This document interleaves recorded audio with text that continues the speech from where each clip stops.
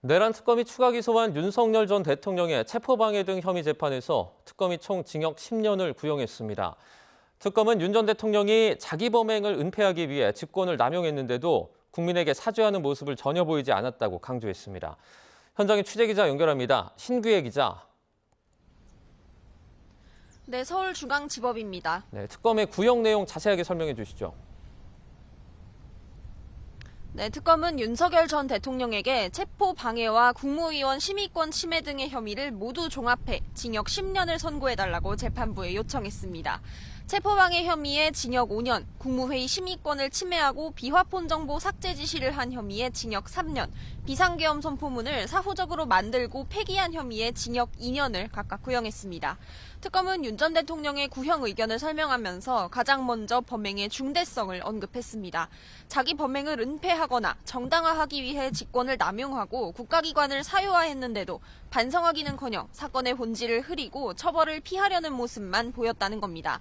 또 책임을 인정하지 않고 오히려 하급자들에게 전가했고 국민에게 사죄하지도 않았다고 지적했습니다. 그러면서 대한민국 역사에서 최고 권력자에 의한 권력남용 범죄가 다시는 일어나지 않도록 헌법 제11조에 규정된 모든 국민은 평등하다는 원칙을 실현해야 한다고 재판부에 호소했습니다. 그러면 윤 전 대통령 측의 입장은 나왔습니까?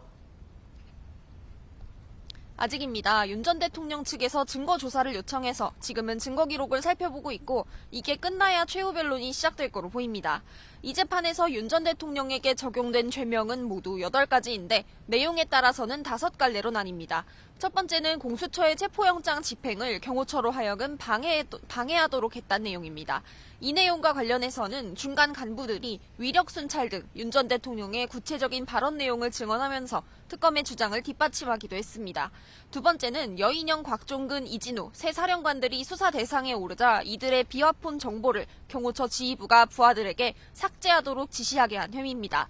계엄 선포 직전에서야 일부 국무위원만을 대상으로 국무회의를 열어 위원들의 심의권을 사실상 침해하고 계엄 선포문을 사후적으로 작성했다가 폐기하는 과정에 관여한 의혹, 계엄 직후 외신에 허위 내용을 공보하도록 직권을 남용한 혐의도 있습니다.